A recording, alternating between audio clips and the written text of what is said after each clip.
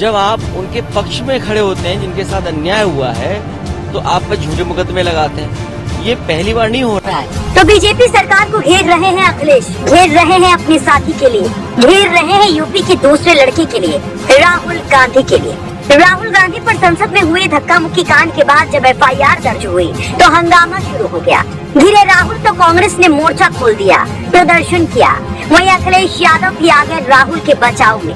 संसद की कार्यवाही में शामिल होने पहुंचे कन्नौज से सांसद और सपा सुप्रीमो अखिलेश यादव ने राहुल के खिलाफ दर्ज केस की पूरी क्रोनोलॉजी ही समझा दी। भारतीय जनता पार्टी की चाल हम आपको सबको समझना पड़ेगा।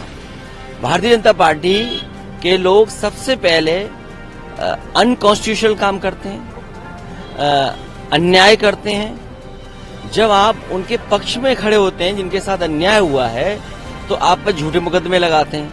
ये पहली बार नहीं हो रहा है, ये लगातार देख रहे हैं। ये भारतीय जनता पार्टी की स्ट्रेटेजी है कि पहले वो गलत काम करते हैं, जब आप उसका विरोध करते हैं तो प्रशासन से, शासन से आप पर झूठे मुकदमे लगाते हैं। जो हमारे फर्रुखाबाद के सांसद हैं, वो सर्टिफिकेट से सांसद बने हैं, उन्हें जनता ने नहीं जिताया है। हम तो उनसे कहेंगे कि अगर उन्हें इलाज के लिए कोई डॉक्टर चाहिए तो हमारे डॉक्टर फर्रुखाबाद के जो हारे हैं उनसे भी इलाज करा सकते हैं।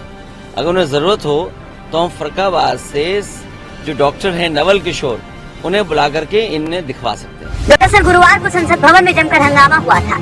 अम्बेडकर पर गृह मंत्री अमित शाह के बयान के विरोध में कांग्रेस पार्टी के सांसद संसद में प्रोटेस्ट कर रहे थे। ठीक इसी वक्त बीजेपी भी कांग्रेस के खिलाफ प्रदर्शन कर रही थी। इस दौरान संसद के मुख्य द्वार पर बीजेपी और कांग्रेस के सांसद आमने सामने आ गए।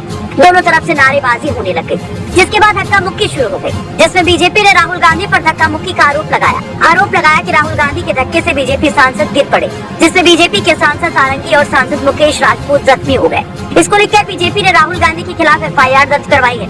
पुलिस ने गुरुवार रात 9:22 पर FIR दर्ज की, जिसमें नेता प्रतिपक्ष राहुल गांधी पर हत्या का प्रयास समेत 115, 117, 121, 351 समेत कई गंभीर धाराओं में केस दर्ज किया गया है।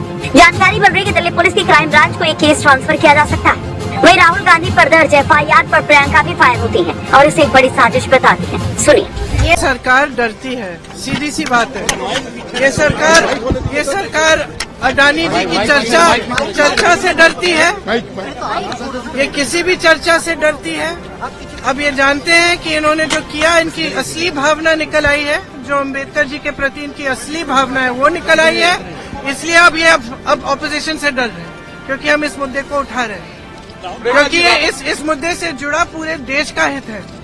हमारा संविधान अम्बेडकर जी की देन है और इस देश की जनता की देन है और हमारी आजादी की लड़ाई की देन है, और उनका इस तरह से अपमान हिंदुस्तान नहीं सहेगा। कितने डेस्परेट हो गए हैं कि आज ऐसे एकदम झूठी बातें, झूठा FIR। राहुल जी कभी किसी को पुश नहीं करेंगे।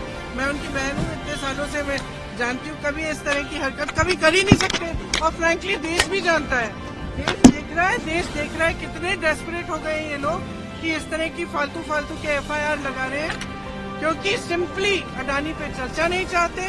और जो इन्होंने किया है अम्बेडकर जी के साथ, जिस तरह से अपमान किया है, ये जानते हैं कि ये देश नहीं सहेगा ये अपमान। इसीलिए ये सब डिस्ट्रैक्शन है, बस यही है। आपको बता दें कि लोकसभा चुनाव में राहुल गांधी और अखिलेश यादव ने मिलकर के बीजेपी की मुश्किलें बढ़ाई थी।